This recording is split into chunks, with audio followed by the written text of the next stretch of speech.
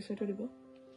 নমস্কাৰ, মোৰ নাম দীপিকা ৰাজবংশী আৰু মোৰ ল'ৰা ছোৱালী 3জনী, ল'ৰা 2টা আৰু ছোৱালী এজনী। ছোৱালীজনীয়ে মানে বিকলাংগ, মানুহজন নায়ে বাৰু। মানুহজন নোহোৱা বা আজি 13 বছৰে হ'ল। এতিয়া আপুনি ক'ত থাকে? এতিয়া মানে গাঁৱতে মানে থাকোঁ আৰু। কি নাম এইখন জেগা? এইখিনি দগীয়াপাৰা বুলি কয়, 2 নং দগীয়াপাৰা। মোৰ মা আছে লগত। আপোনাৰ পৰিয়াল কোন কোন আছে বুলি ক'লে? ল'ৰা 2টা, ছোৱালী এজনী।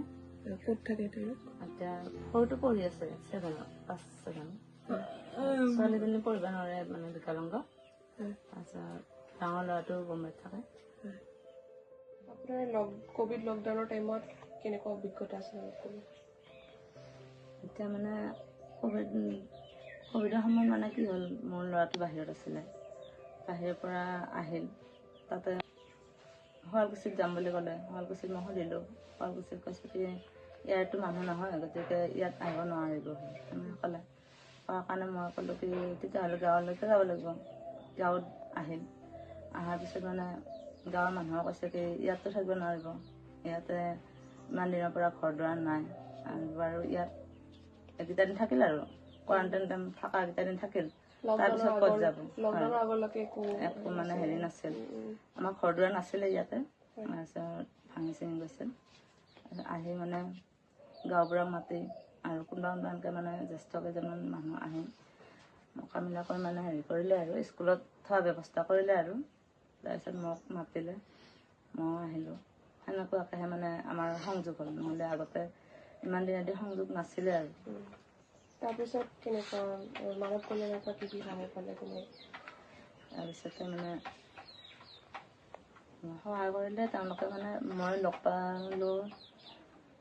মই মানে আগতে ল'ৰাটোক মানে লগ পাইছিলে, এজন দাদাহঁতে লগ পাইছিলে, সেইদিনাখনে লগ পাইছিলে।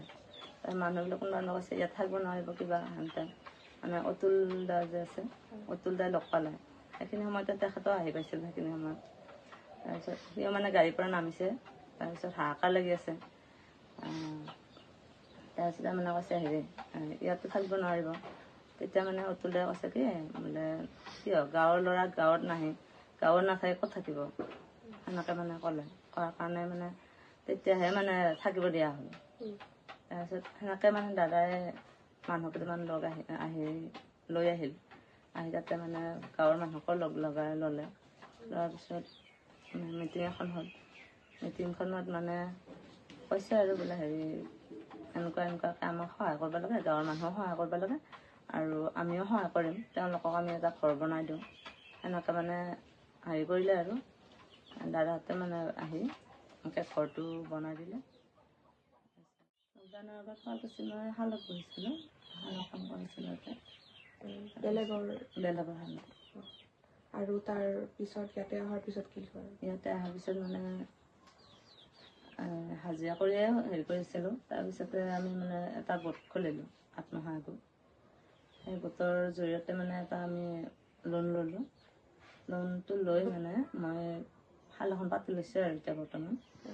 এতিয়া মানে তেনেকুৱাকৈ হেৰি কৰি আছোঁ। ঘৰখন চলাওঁতে হয়, ঘৰখন চলাওঁতে মানে এইখিনিতে অলপমান সহায় পাওঁ আৰু এনেকৈ হেৰি কৰি আছোঁ। আৰু আপোনাৰ